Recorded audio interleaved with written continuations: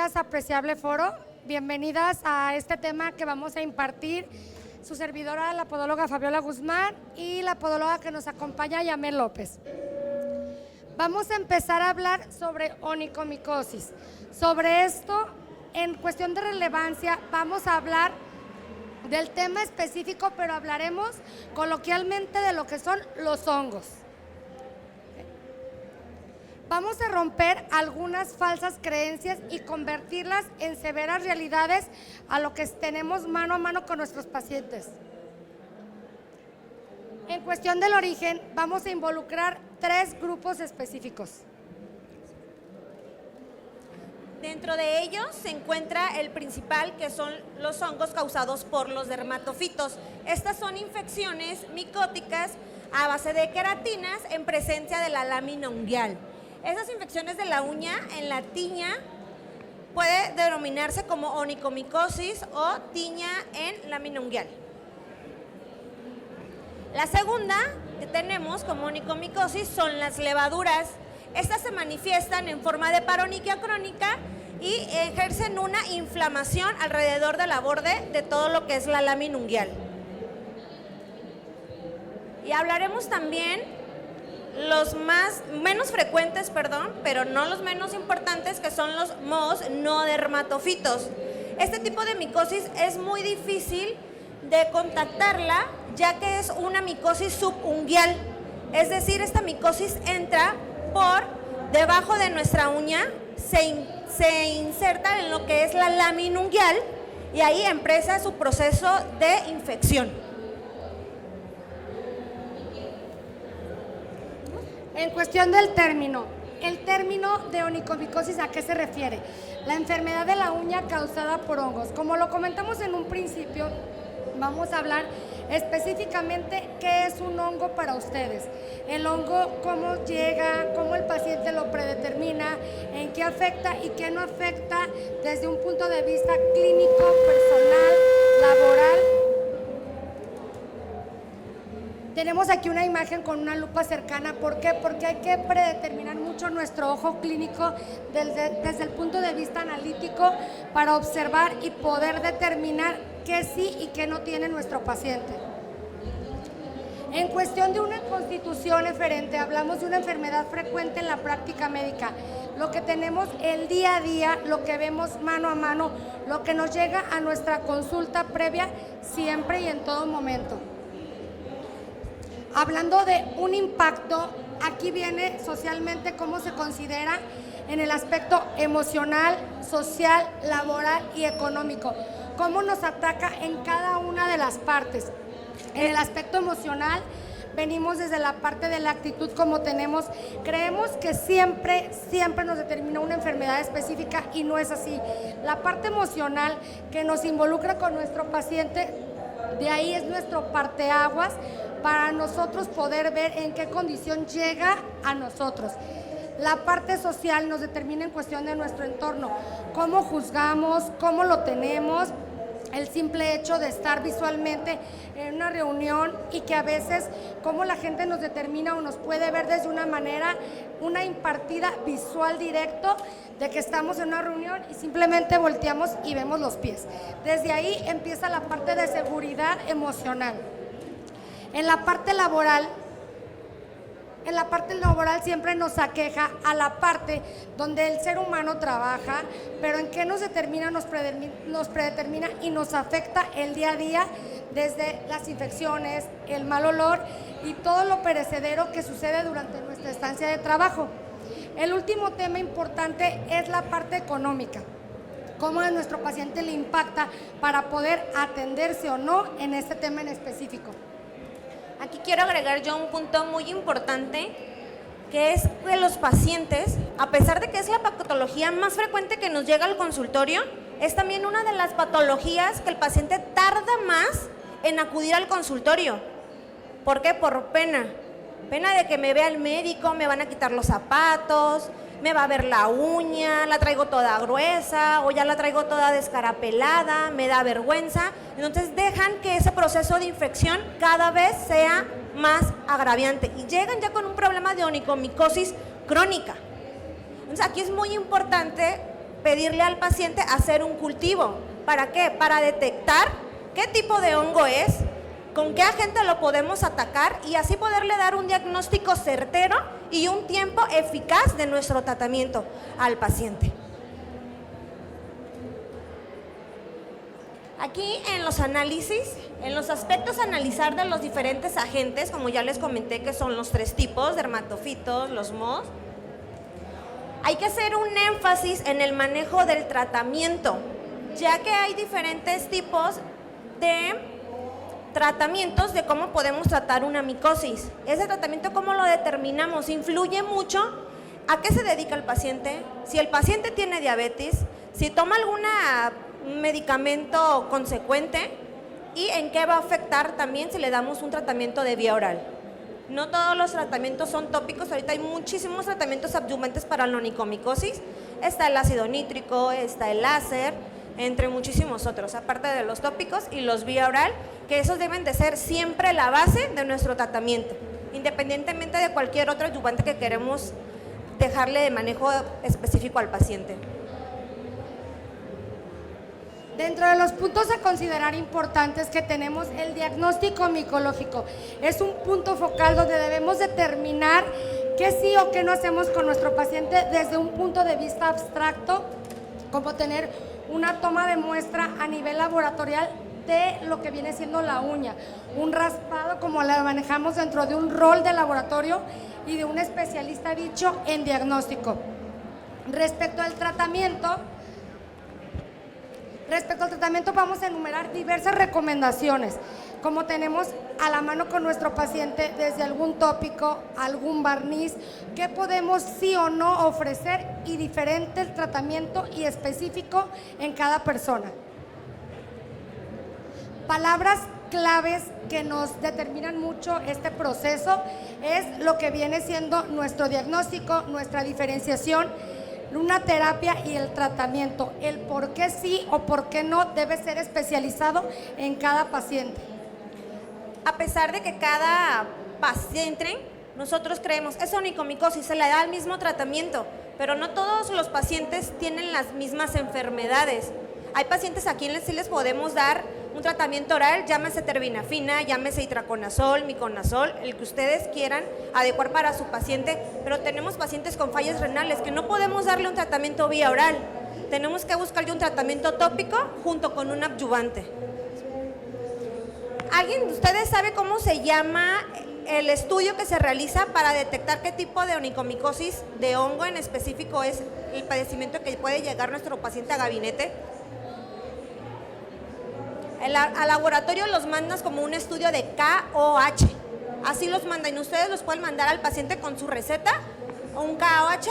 Este estudio debe de ser previamente un mes antes sin el paciente haberse puesto ningún tópico en la lámina unguial. Eso es muy importante porque interfiere en el diagnóstico de los químicos al especializar y buscar qué tipo de hongo es. Entonces es muy importante cuando van a mandar un KOH, decirle al paciente que un mes antes no se ponga para nada de tratamiento en la uña.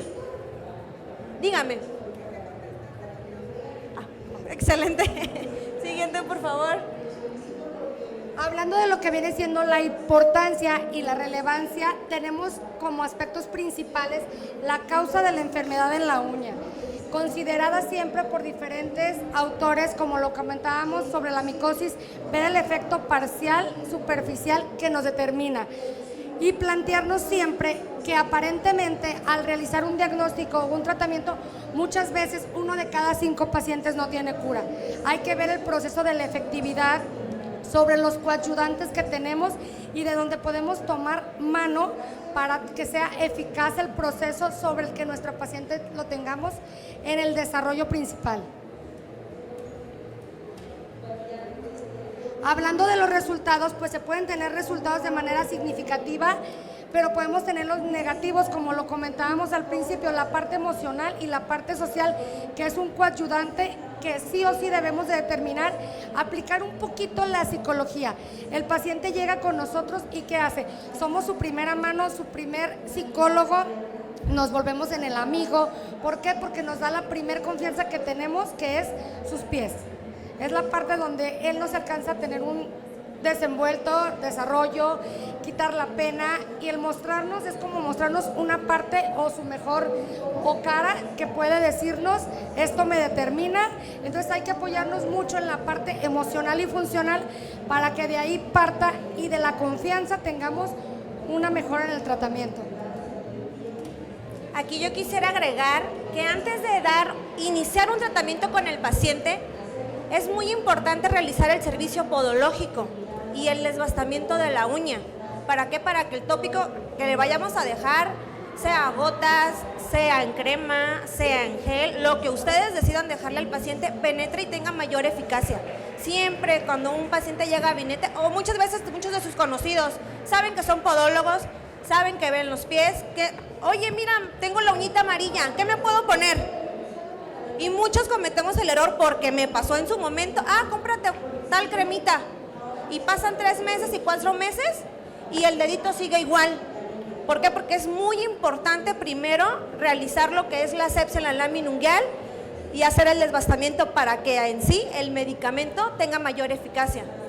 Porque no es la misma, aunque sea el mismo medicamento, el hacer y el no hacer el desbastamiento influye mucho, hasta en un 50% de eficacia. Aunado a esto y como complementario en todo lo que trabajen de su servicio podológico, es muy importante lo que comentábamos, la parte de tener una limpieza para de poder de ahí partir y que tengamos dentro de nuestro tratamiento un éxito completo. En la parte de la epidemiología hablamos que esto es una distribución universal, nos ataca completamente sobre una prevalencia, es una enfermedad general a nivel mundial, a nivel población, que tenemos que tener un determinante activo para que nos pueda ayudar a tener un éxito total. Mecanismos de la infección, nos preguntamos siempre cómo se infecta nuestro paciente.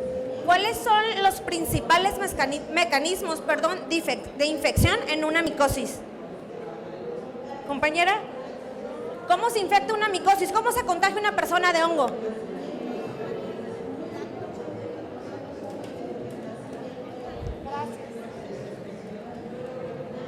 Por contacto.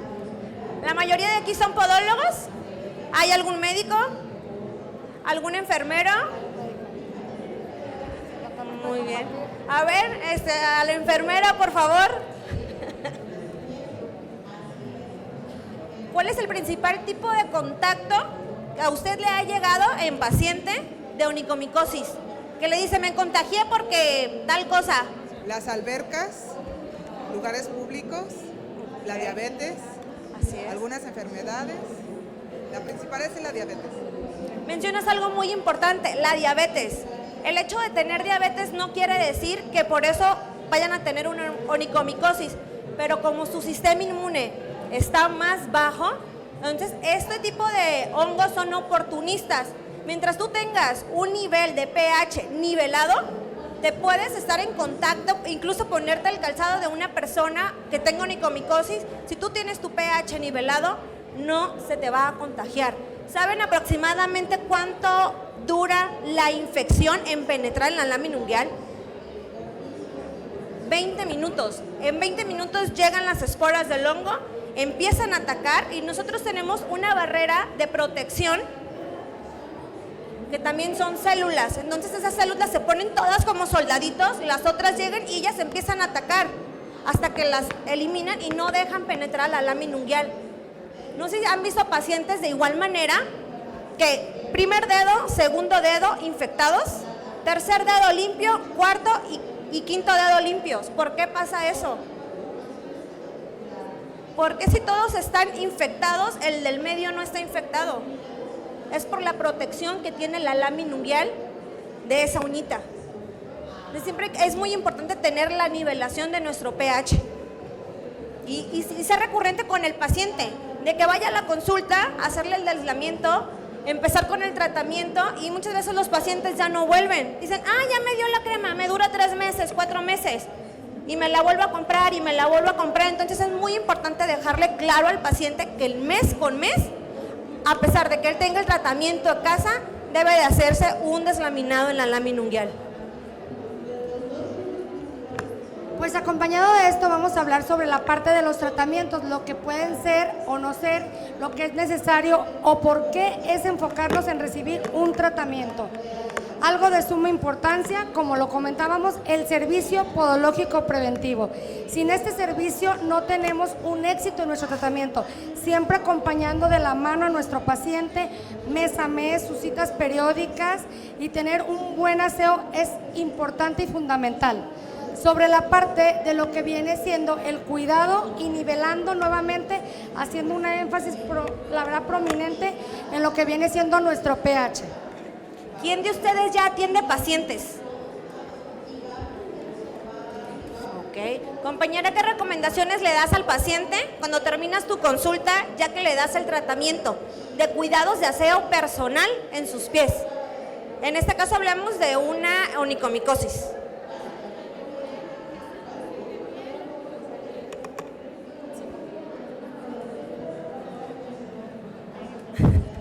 Que se lave bien el pie, que se lo seque muy bien, preferentemente con toallas desechables o de papel, que utilice su medicamento como debe de ser y que trate de utilizar el calzado lo mejor para su horma, no tan ajustado. Okay. ¿Alguien más? ¿Alguna otra recomendación? Compañera de atrás. Bueno, yo aprendí de la maestra Fabiola siempre de la mano tener un desinfectante de calzado. Entonces yo de sí o sí les mando un desinfectante de calzado, tanto para el pie, para el zapato, para seguir pues evitando que esas bacterias entren. Entonces a mí eso me ha ayudado mucho. Sí, es un factor muy importante. Incluso al calzado mismo, recomendarle al paciente que lo esté cambiando, porque muchos pacientes agarran un par de zapatos y lo utilizan todo el mes, 2 meses, 3 meses. Entonces es muy importante también comentarle al paciente que ese calzado se tiene que estar cambiando y por lo menos una vez a la semana sacarlo todo un día completo al sol. Hablando de lo que viene siendo los tratamientos e incluso antes de abundar en esta parte del tema, nuestro principal enemigo, la humedad, ¿ok? Estamos peleados completamente y es de nuestros principales enemigos que siempre hay que atacar de una manera objetiva y parcial. Hablando de los tratamientos, tenemos que ver la parte de los tópicos, orales, láser o tratamientos con ácido nítrico, de tal manera que podamos hacer incluso una forma combinada para ayudarnos a tener siempre un tratamiento, lo vuelvo a mencionar, exitoso. Me gustaría que me compartiera alguna de ustedes, unas 2 o 3 personas, su experiencia directa con pacientes. El paciente llega con nosotros al gabinete, de ahí cómo nosotros iniciamos el trato profesional hacia nuestro paciente.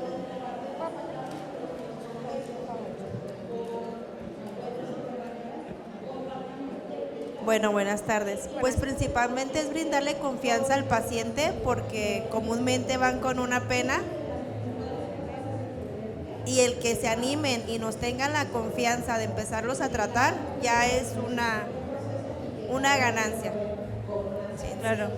Y empezar pues a atenderles, darles un servicio 100% profesional, darles confianza en limpieza, en esterilización, en convencerlos de que el tratamiento que les estamos ofreciendo es 100% efectivo o que les va a funcionar, depende de la persona, porque no a todos les funciona el mismo tratamiento. Así es. Y aparte, pues, darles una explicación de su salud, de su higiene, de su alimentación, porque a veces por más tratamiento he tenido pacientes que estamos conscientes que nunca se le va a quitar. ¿Por qué? Porque ya tiene problemas de enfermedades que no lo dejan avanzar. Y hacerle entender al paciente que está con un profesional de la salud, que no va con la de la estética de la esquina a que le lime la uñita y se la pinte para que ya no se le vea amarilla. Eso es muy importante, hacerle ver al paciente que él tiene una enfermedad en sus uñas y que como cualquier enfermedad se cura con un tratamiento adecuado, sea vía oral, sea tópico o sea cualquier tratamiento adyuvante. ¿Alguien más?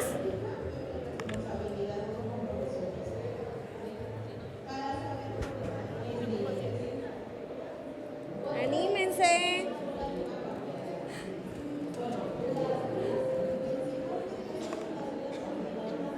¿Qué tal? Muy buenas tardes. Una de las importancias también es concientizar al paciente y decirle que el tipo de tratamiento utilizado, sea cual sea la vía que se tenga que usar, no va a ser algo milagroso. Tiene que tener mucha paciencia, que lleve muy conscientemente su tratamiento y, como dice la compañera, es todo un combo.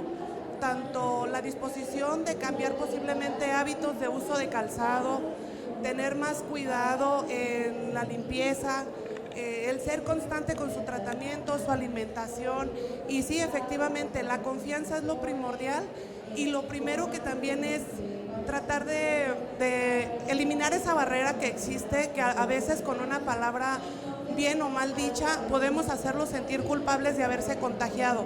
O sea, no, es simplemente generarles la conciencia de que esto pues nos puede pasar a cualquiera con un descuido, pero a la vez también decirle que tiene posibilidades de salir bien logrado si es constante, consciente y aplicado. Gracias. Claro, explicarle que es un 50 y 50. Un 50% es lo que nosotros hacemos en consulta al gabinete, en el tratamiento y en el manejo que le damos, y el otro 50 depende de él. En que se aplique el medicamento, el que sea constante con él, en que diga, ya la uña ya se me quitó lo amarillito, ya no me voy a poner la crema. Cuando un tratamiento así, para onicomicosis, es mínimo 3 meses, como mínimo. Chicas, pues agradeciendo su tiempo. Ahora sí que es una charla entre profesionales de la salud, es importante y es recíproco, retroalimentamos de verdad los conocimientos al compartirlos. Yo siempre, como principio fundamental, digo, los conocimientos se comparten, jamás se llevan a la tumba. De verdad, todo mundo, día a día aprendemos todos de todos, y es un ganar-ganar, y es apoyarnos en este medio tan bonito. Agradecemos su tiempo y, por favor, quiero un aplauso para Eduardo Delgadillo, que está con nosotros, director de Ortopod, creador, que nos puedas apoyar con unas palabras. No, yo no quería el aplauso, quería hacer un comentario. Más tarde yo voy a tener un tema sobre lo que son órtesis plantares o plantillas ortopédicas. Yo les preguntaría a todos ustedes, agregando al tratamiento de onicomicosis, hay algunos tratamientos que tú puedes abordar de la forma que sea, con químicos, con algún láser, con algún tratamiento, oclusión, el que ustedes gusten, pero nos olvidamos muchas veces que la onicomicosis también puede ser provocada por una patología y que nos da un microtraumatismo consecutivo.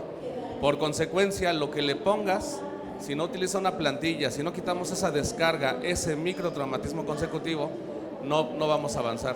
Entonces agreguen al tema de onicomicosis, hacer una evaluación para conocer cómo camina ese paciente, cómo calza, qué tipo de calzado se está utilizando, porque a veces el calzado es inadecuado. El mismo calzado genera esa presión desprende la lámina ungueal y tenemos la entrada de bacterias que van a generar la propagación de hongos. ¿Ok? Era nada más agregar. Gracias por la presentación. Gracias. Chicas, pues un aplauso para todas, de verdad. Gracias por su tiempo y pues a seguir aprendiendo, poniendo la podología muy en alto. Muchas gracias por su atención. ¿Alguien tiene alguna pregunta, alguna duda?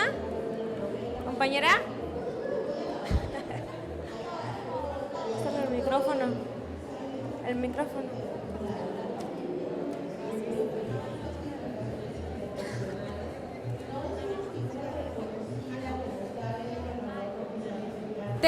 Tengo una nueva pacientita, ¿sí?, que me dice que hace 2 años tuvo onicomicosis y estuvo en tratamiento oral. Regresa conmigo, ahora viene conmigo y me dice que tenía ella acrílico normal en la uña y que tenía 2 meses con el acrílico en la uña. Se lo empiezo a devastar y viene la uña totalmente desprendida, porosa. Completa, exactamente. Pero mi duda es, el lecho ungueal estaba ya totalmente cicatrizado. Entonces, ¿cómo le hago para que la lámina ungueal se vuelva a adherir al lecho ungueal? Porque ya está totalmente cicatrizado, ya no tiene como esta forma de que se adhiera. hay que hacer un raspado primero y ver si ese leche unguial está contaminado. No está contaminado. ¿Ya le hicieron un KOH? Sí. No, pero se ve muy, muy sano, tiene todos los folículos rosados, se ve muy sano todo el leche unguial. Aquí lo que pasa es que la lámina unguial puede sufrir un traumatismo a nivel de la raíz.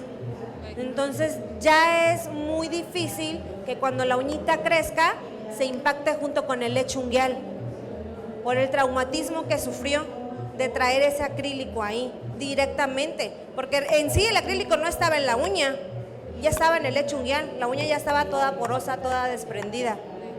Entonces ahí ya entra un traumatismo crónico de eliminación de la lámina unguial. Y entonces, ¿ya se quedaría así? ¿Ya? Lo puedes manejar con acrílico pero medicado. ¿Acrílico medicado? Acrílico medicado. Y nada más así ya no va a hacer que la uña se vuelva a adherir al leche unguial. Así es, de 15 a 20 días es el cambio. Exactamente, se vuelve a levantar. La constancia del paciente, cuidar las superficies que llamamos tanto cóncavas como convexas, para, como comenta la podóloga Yamel, tener una reconstrucción. Tenemos que apoyarnos, como les comentaba, la constancia es fundamental. Y como lo comentaba mi compañera, la podóloga Yamel, hay que checar muy bien cómo está la superficie para poder brindar al paciente una reconstrucción, pero cuidando cómo vienen sus cavidades. Y de ahí, pues sí tiene que ser una reconstrucción medicada 100% para intentar ver cómo evoluciona el crecimiento y qué pauta nos da para poder diagnosticar o fusionar algunos tratamientos. Con un poquito de paciencia, o más bien mucha paciencia, pero yo creo que sí logramos algo objetivo. ¿Alguna duda más de alguien?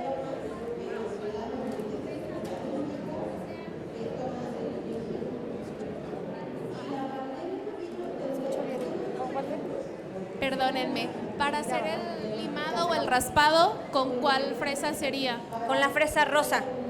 Puede ser cerámica, puede ser metal, pero que sea rosa, que es la que desbasta mejor para la lámica.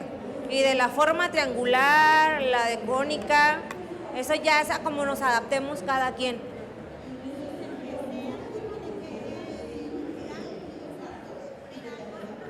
Para el fresado, puedes poner oclusión a base de urea al 40 o al 60%, o puede ser con algún queratolítico.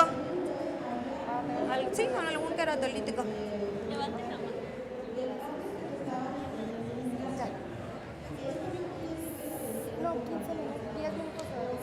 La siguiente ponencia, dígame. Última. ¿Perdón? Después de fresarlo, ¿no se cubre el dedo con nada? ¿No? Ya dejas tu lámina igual expuesta. Tenga respiración.